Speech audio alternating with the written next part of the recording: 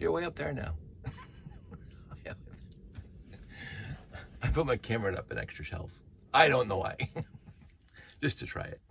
So a few things. I'm a little bit dressed down.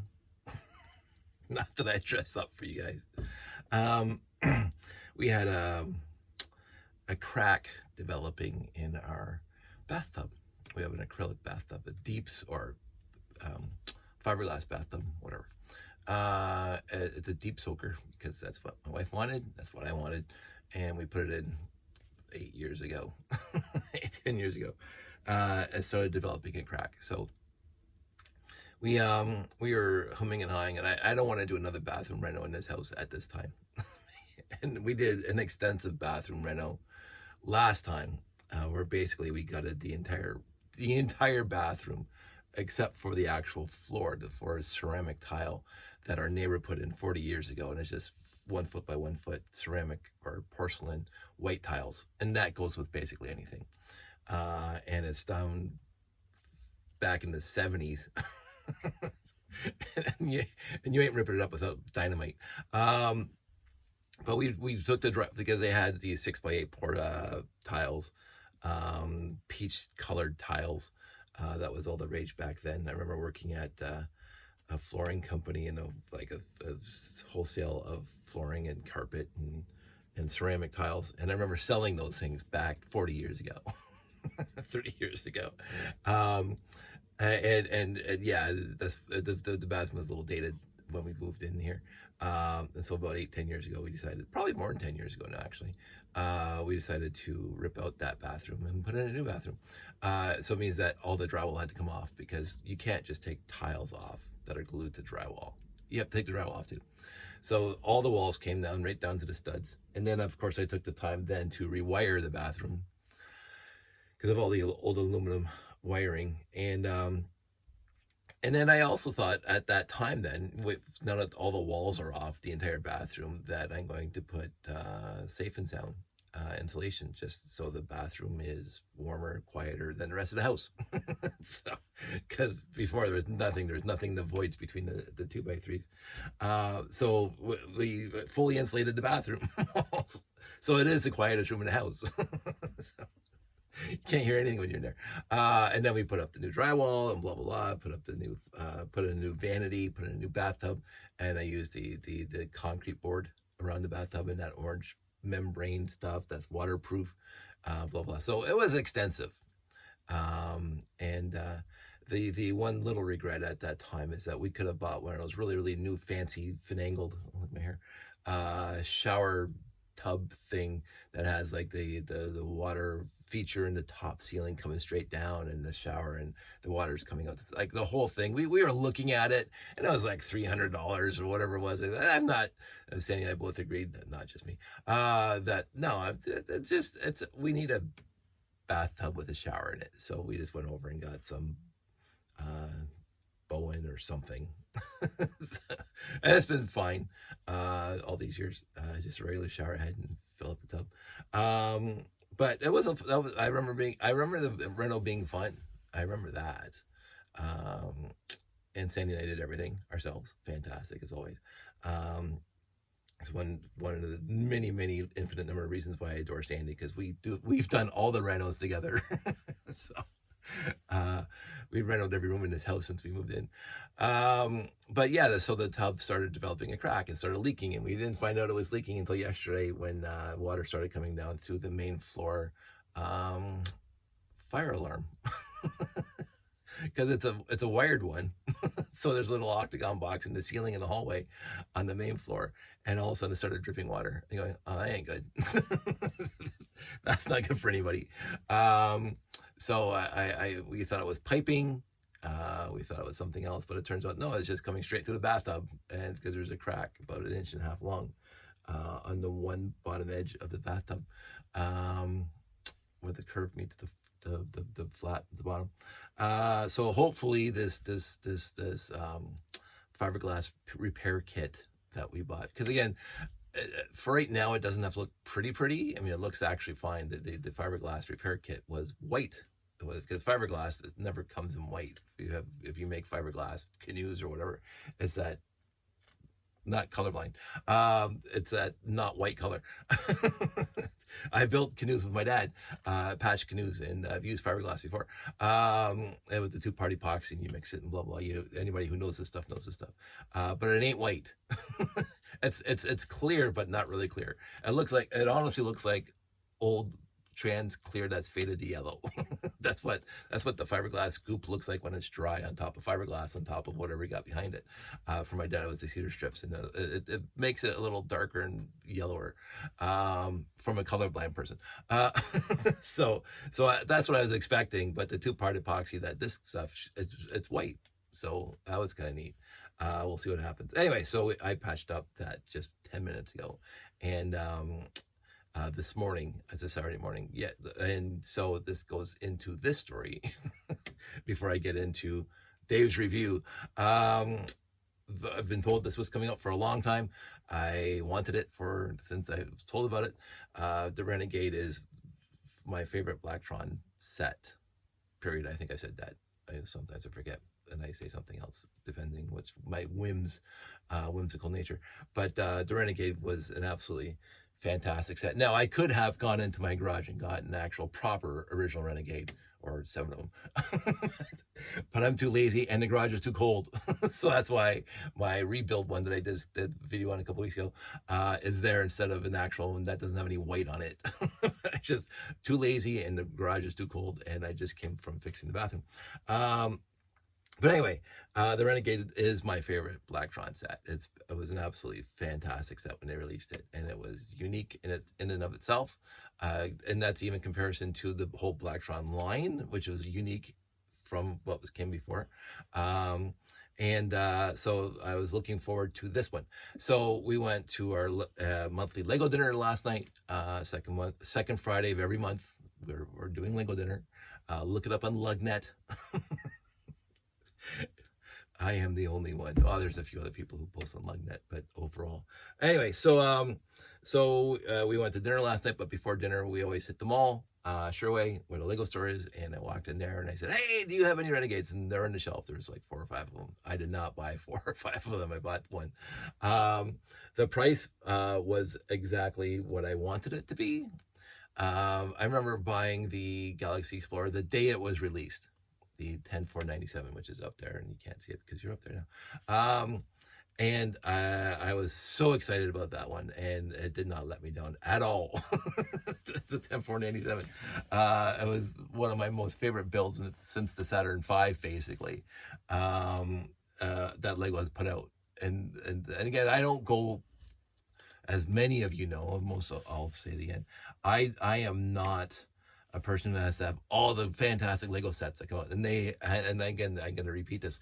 They make absolutely fantastic Lego sets now. They always did, but this is a step above what they used to do, where they got these very niche markets and whatever sets, and you walk into a Lego store and the entire thing, you just turn around and you see like the hundreds of different Lego sets in the store, and they all, curtail or not curtail. They always for a specific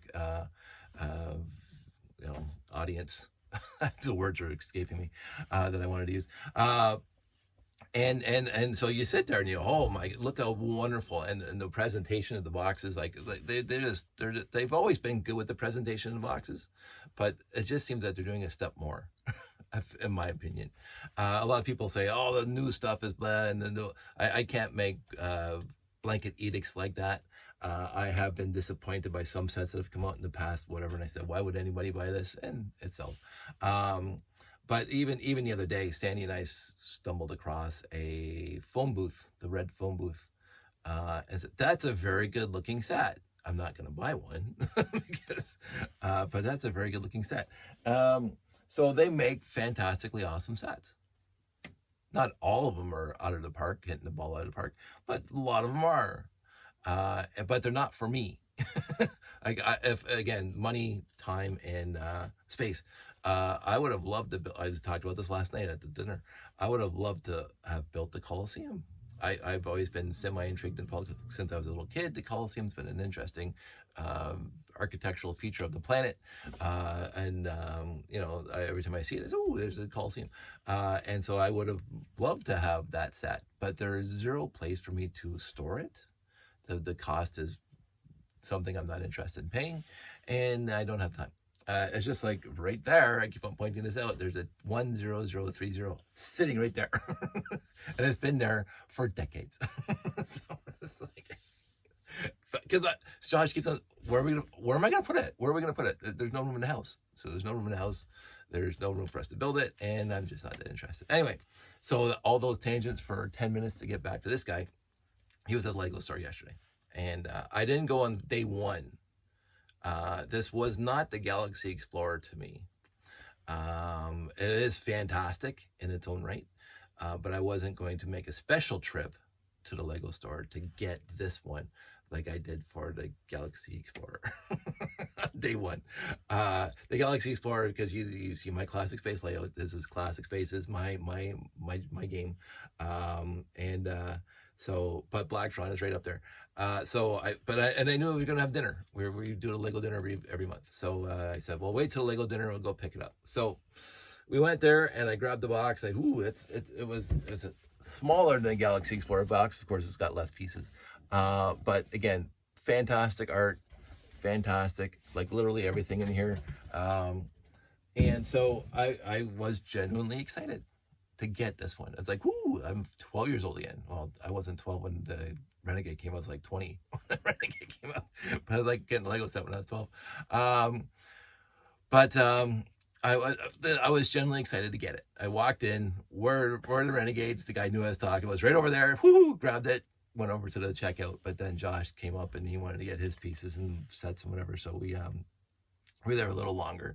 But I was just first thing straight to the Renegades and grab one. They were not sold out by any means, but they had a few. I don't know. We'll probably crunch the numbers later. The difference in sales between this guy and the Galaxy Explorer. I'm sure somebody has. And again, I don't know if we're gonna go to Walmart in 6 months and see them all for $50, like. Or $75 when I saw the Galaxy Explorer when we just hopped across the border, and Walmart just had a whole shelf of them for half price. I did not buy one then because I already had 4. So you wait, they come down price. But I don't know if they're going to have an overrun in this one like they did with the Galaxy Explorer. I don't know. I'm not a prognosticator. But that's up to you. Yes or no, if you want to get it now or wait. Okay, so let's get into the actual set. Got home last night from dinner late because of the snow, and I started building. And the building was fun. I'm going to say that. The instructions, pretty clear. I didn't have any problems like I did with the bonsai tree. Very, very clear. Very, very easy to follow. The bags were perfect, blah, blah, blah. No missing parts ever. I had one set literally my entire life. One set that I purchased myself and started building myself. And I wasn't even missing a part. The part was broken. And this is way pre-internet. It was the it might have been a 2x9, 2x8, the red, or it's red. The capital ship in the Mtron line, the big one that I don't like. Well, don't like, but it's not my favorite. It's the worst one in the lot. The hinge plate on the back that lowers the magnetic boom. The edge of the 2x4 top was cracked. The four is along the entire edge, like it got caught in the machine as it was coming out. It was cracked. I've never seen that before in the Lego set that I bought from a store. I was actually shocked, but then again, I had lots of them, so I didn't send an email. There's no email. I didn't send a letter. And I don't know if I still have it. It might have ended up in my bin of doom back then. But it was mint out of the box. It was cracked right along the edge. It was like broken. So all the parts were there. Fantastic. Which is, again, status quo for Lego for me. I've never had a set that a lot of people have. I've never had a set that was missing parts. Josh keeps on buying his sets and it's missing a part. And then he looks again and he finds it. So that was great. The build itself was not tedious. There's a lot of steps, but I will say this, like, because maybe I'm not used to building a lot of brand new sets such as this, like the Galaxy Explorer and this guy, Saturn V. But the Bonsai Tree is something different, and Winnie the Pooh is something different. A few other sets up there that were like this guy, pretty straightforward build. That nothing excited me about that one. I mean, it's a nice set, but the build itself was not exciting at all. This guy, I was excited because I didn't know. I looked at the picture and I'm going, I sort of have a concept of how it's being built, but there's a lot of stuff in the picture. I mean, there's a lot of stuff that you do not see in the picture of this thing when you're building it and going, wow, this is actually pretty good. Like I knew after the fact, but before yesterday, that the landing gear folded up just like the Galaxy Explorer. Not exactly the same, we'll get into that. But looking at the picture, you don't get how intricate, not hugely intricate, but how much more intricate. There's a step above the picture of how this thing is built. It wasn't complex. It wasn't a complex build, but there was a lot of steps. And I really enjoyed it from beginning to end. I wasn't, oh, are we done yet? Through the entire build. And it was like 2 o'clock in the morning when I finished. So, I was tired. So the build itself, I really enjoyed. How's this gonna work? How's that gonna work? There's like this whole back thing. How's it gonna work? And how, because Lego continuously surprises me, and they should now, about how they can do something like the Galaxy Explorer with the sliding door in it, how they can continuously change and improve their builds and make it like the Galaxy Explorer 10 497 compared to the 497/948, obviously 40 years apart, vastly different. But building it after building Galaxy Explorers literally my entire adulthood, I was impressed about how complex they made the Galaxy Explorer inside, and yet still maintained the whole look of the Galaxy Explorer when you're looking at it. Like, they maintained exactly overall what the Galaxy Explorer looked like and felt like, except 150% bigger. This guy was basically the same thing. Basically, there are deficiencies, but we'll get into that. But the build was fun. The parts are great. There's a lot of really cool parts in here, and we'll get into the re-release of specific parts. But this was a lot of fun. I really enjoyed building this. I did not have here's the next page. I'm dreading to go to the next page. Really liked it. The overall aesthetic really does look like, put them side by side. Honestly, it did look like they were trying to go for the same thing they did with the Galaxy Explorer, making it bigger, making it bulkier, and adding a lot more detail. The new Galaxy Explorer did not, from looking at it, did not look radically different or radically bulky. I mean, it's bulkier for sure, a lot more complicated than the original. When you just put them on the desk, it was just bigger. When you look at the details, it was much more complex. But the Galaxy Explorer in and of itself, the 10 497, when you're looking at it on a table from a distance, they looked exactly the same, except one was bigger. So this one, you cannot even compare this one to this one on the complexity. Like, this one had complexity to it. It really did. It had some really nifty little complexity to it that came out in Futuron, where there's gaps and stuff like that. So that was based on the Futuron line, except it made it black and trans yellow. This one looks far more complicated. Looks far more complicated than that guy. And what I've said for my entire life, to go off on this quick tangent, and I don't know how it gets in my head, but I'm looking at an object or something, either in a picture or in the world, from a distance or from whatever, and I go, ooh, that thing looks really, really cool. I think it could be this complicated or even more complicated than that. And you get up there and it's like, well, it's just like two sticks coming together or whatever, or something like that. Like, it's 90% of my time of thinking, ooh, that looks really, really cool from a distance, or from the little snippets that I got, and then you actually get there, or you actually get it, and it's like, that's not nearly as complicated as I was hoping or thought, and I can see why I thought it was this way, but it's actually blah. This thing is complicated, and so I'm impressed by that, because looking at the picture, I said, ooh, this is going to be a lot of fun. It's going to have some, and it did not disappoint me in the end that it was less complicated. It's complex.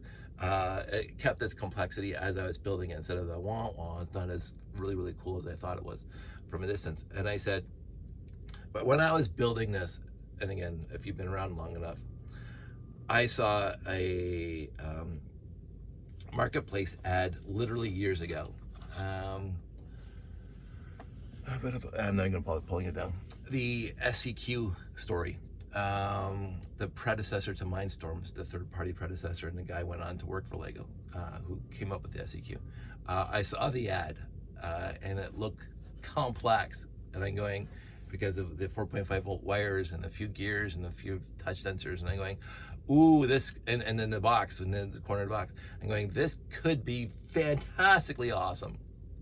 Absolutely fantastically awesome. But again, I've been disappointed before by something that looks, by pictures, fantastically awesome, and you get it. It's just like buying any used lot. Oh, that looks really good, and you get it. It's like, yeah, that's okay. So many times that's happened to me.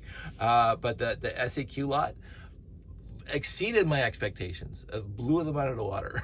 This one, I won't say like blew it out of the water, but it exceeded my expectations. It really did. It really exceeded my expectations for the build, for the look, for the aesthetic. So I cannot say enough that I really did like this set, because now I'm going to go into what I didn't like about this set.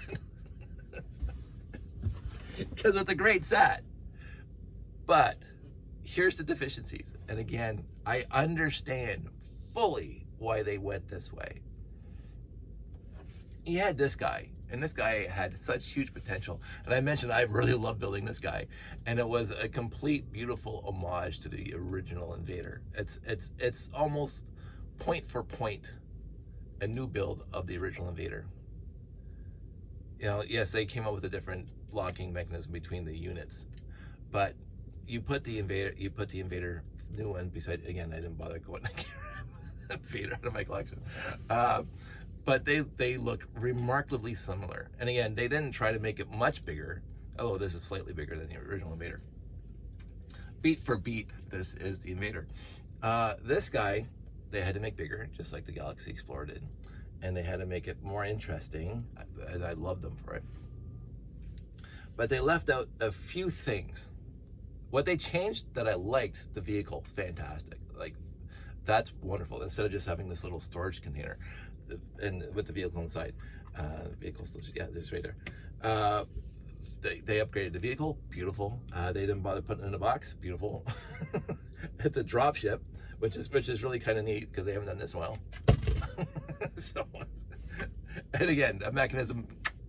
I'm building the mechanism yesterday. I'm building the mechanism. How is this going to work? How? Because as soon as I put the little rubber pieces in the side here, I'm going, what are these for? Because they're nowhere near anything. Like, what locks in there? What are they used for?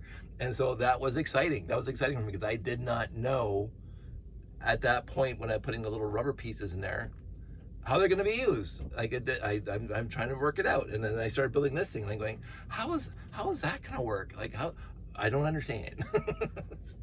And so as I'm building it, as it's unfolding, as the story is unfolding, I became more excited yesterday night. So that's, again, I keep on talking about the pluses, and right now I'm talking about the minuses, but that was exciting for me to figure out how that whole thing was going to work. And again, did not disappoint when it was done. When I actually got the whole thing working, going, "Ooh, that's actually really cool." So, and the vehicle, really nice. Like, again, not nearly as flat, or as, whatever, as the original, but for an upgrade, it's fantastic. The back end comes off, although I'm going to say that these hookies are really bad.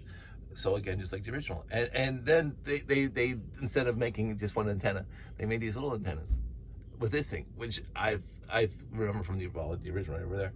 I thought it was cool to have these arms holding the antenna. They did basically beat for beat on these guys that looks like the original. I'll pull off the original.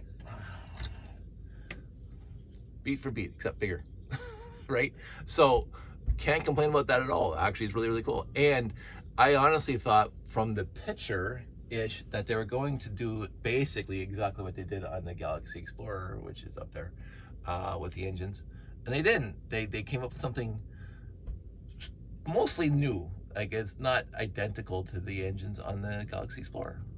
So can't complain about that. I thought they're just going to repurpose, rebuild the same engines. So like that. Put that there, put that there. I do find the hookies are a little too tough. And I was actually thinking, especially with that guy, the way this was coming out, I was going to replace all the connection points with the pin and Technic brick. Just retrofit them, take out all that hooky and whatever, just put the original back in, and then you could actually interface the old pieces, the old sets with these ones. I might do that someday. Like do this instead, get these pieces in there instead. But that's for another time. This piece, again, if we're talking about deficiencies, and again, sorry that I don't have to write piece on here. This piece was disappointing. This front piece, not terribly disappointing, but disappointing. Because this was really cool. Like that thing was really cool when it first came out. And I said, "Ooh, that's really cool." And a fun little thing to add on. It looked complex. This thing is just a flat thing with these two little things on it. So I was disappointed by this one piece in this set. Not gonna like shake my fist in the general direction of Denmark, but I thought they could have put a little more effort into getting something more complex looking than this little octagon with these two little headlights. But again, overall, it has that look to it. The vehicles, let me see if I can play these things off with you. I thought really cool. I really did. I thought these little wing kings and the Blacktron logo made of triangles, really, really nicely done. Like really, really cool. And the fact that they fit right in here. Because again, when I was building this area, the wings, I was like, what, like three-dimensional whole blah blah, what, like how is this gonna work? So that was fun. Repurposing the old wing, the Neo-Classic space that Chris and everybody was using back in the Neo-Classic spacer, these wings with the lattice in the middle, these things. Love those pieces, and they showed up in here, and I said, that's nicely done. So and keeping the back angles of one of my favorite pieces, the 10 by 10 corner piece, which I use extensively in my layout, to build that here, to have that back angle and this coming out and coming back into, nicely done. See, it has that overall look, the back, and again, instead of doing the Galaxy Explorer where you have the slopes on the edges, they made it really, really fancy looking. Nicely done. But for me, the biggest deficiency of this set, and I'll just set it up for you. All right, the landing gear is always a little bit odd too. We'll get into that. But the biggest deficiency, let's take this off. Take that off.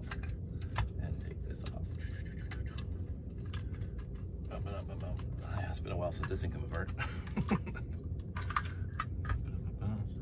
I didn't mind losing the back end opening up because the drop ship of the vehicle. I didn't mind that, because these things open up and the box comes out. But see this? It's not symmetrical. It's not symmetrical at all. This is longer than this side, and they completely ignored that on this guy. And they completely utterly, oh, I forgot to take this piece off. Oh my God, there we go. Completely ignored it on here. That to me was the biggest deficiency of this set. And the reason why I loved the Renegade so much is it's really basically the first time they had an asymmetrical frame for a ship. And I thought that was the biggest selling feature of this. I mean, it looks cool and it's awesome and whatever, but the biggest unique feature of the Renegade is this piece comes out farther. Now, you might not think that's important, but when you put it together and you do this, that aesthetic is talked about. People talk about that aesthetic, this asymmetrical down the center line between that side and that side. That's been discussed since this thing came out. So that was an important feature of the set. And how they got around it in the new set is they made this thing bigger. The cockpit bigger. They made it bigger. No, again, I'm not going to fault them for that, because you can put 2 people in there. This cockpit's really cool. And again, with the same thing with the wings folding out. And I like this one because the wings fold into this slope here, or this wing plate here. This thing is an awesome build. I really enjoy. This is the first thing you build while you build a vehicle first. This is a really awesome build. It looks sleek on its own, and then you put the oh my goodness, this is what I'm talking about. These things are just so freaking hard to get apart. That's really cool, right? And it's exactly the same as doing this with this guy, right? This has always been one of my favorite little things you could do with the Renegade, because that's a really cool little ship, and so is this. Right? So they got that, but in the end, the deficiency is I would have done for me, and I was thinking about this after I finished building the whole thing. What I would have done is keep this exactly as it is, and then just basically copy this out there. That's what I would have done. So this thing is out farther. I might actually do that because to me that was a big, not world shattering and not ending, but that was a big issue for me. That was the biggest issue for me for this set. A lot of people, I got online, a lot of people were saying there is far too much yellow in this Renegade compared to the original. I'm not going to fault them for saying that, because there is a lot more yellow in this. The yellow was a very subtle highlight in the original, and you can just see if I put this thing back together properly. I love the Renegade. It's just a fantastic set. There we go. If you were to get some sort of, why did I do that?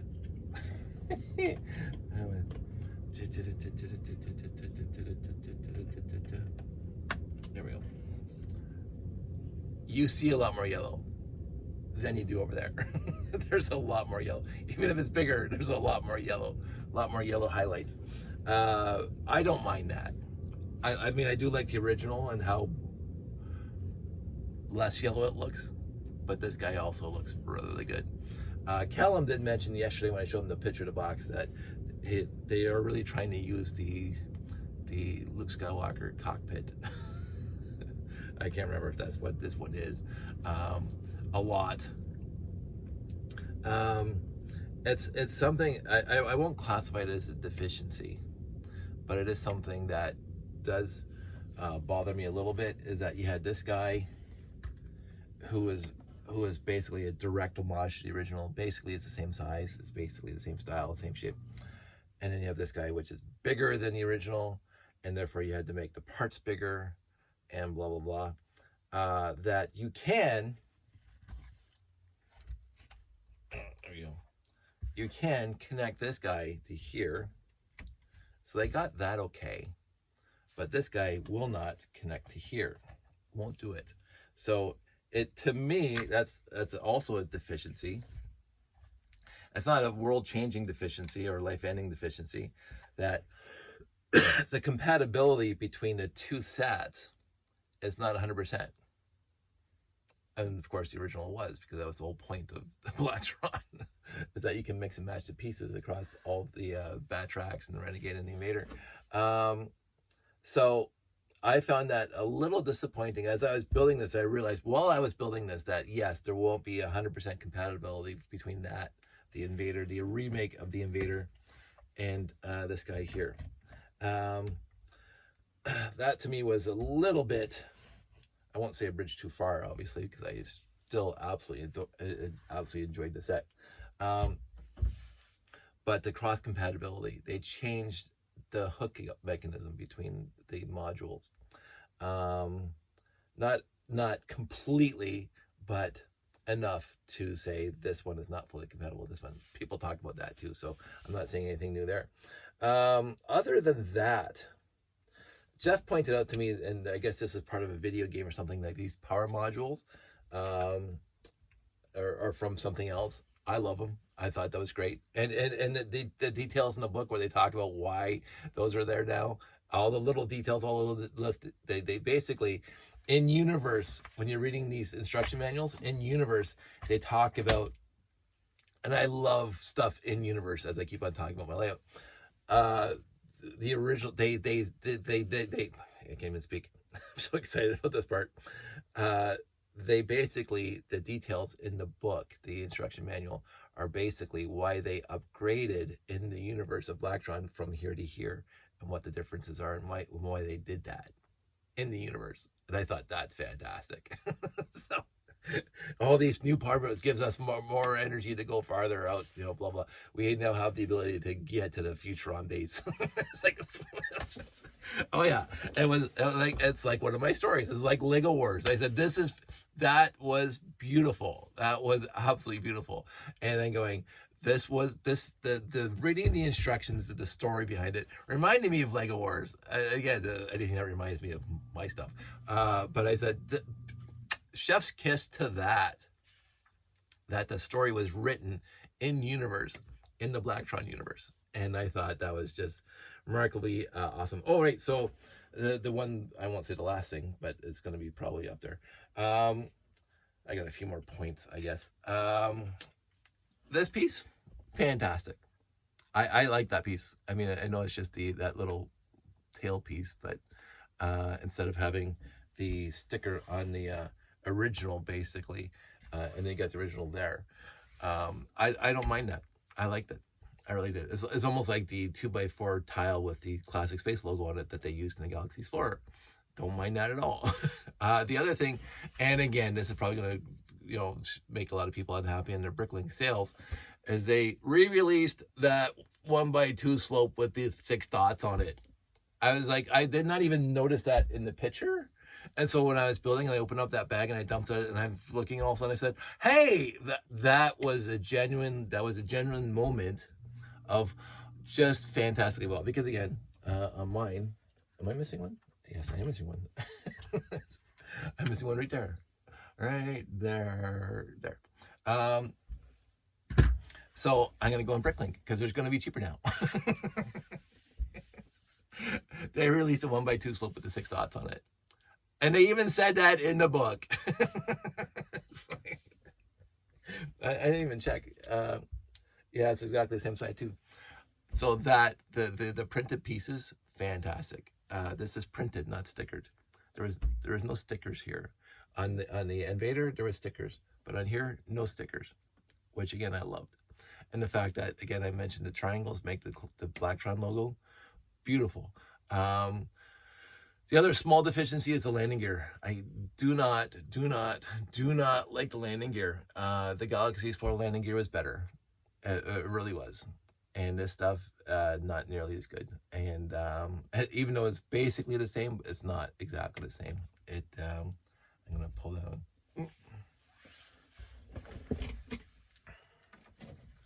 My Galaxy Explorer. Because I can't. It's subtly different. And these guys, the second you move it, either one or both the back ones or front ones collapse. And it's like, that's annoying. So put that over there because we're not talking about you. Not talking about you right now. So in the end, push this back in here. This is like a 90 out of 100. It really is. I talked about deficiencies that I didn't like a lot, but for me, this, yeah. I'm gonna wrap this up. 90 out of 100, at least for me, and I'm very, very happy with it, and glad I got it. And yeah, I'm sure I'll talk more about it. I think I gotta go. We're going out today to visit friends, and yeah, that's it. That's all. Hope you liked it. I'm gonna put this back in the front here. Put these guys in the back. Oh, okay, here's me, perfectionist. Everybody out there, stay safe, take care, and I'll talk to you soon.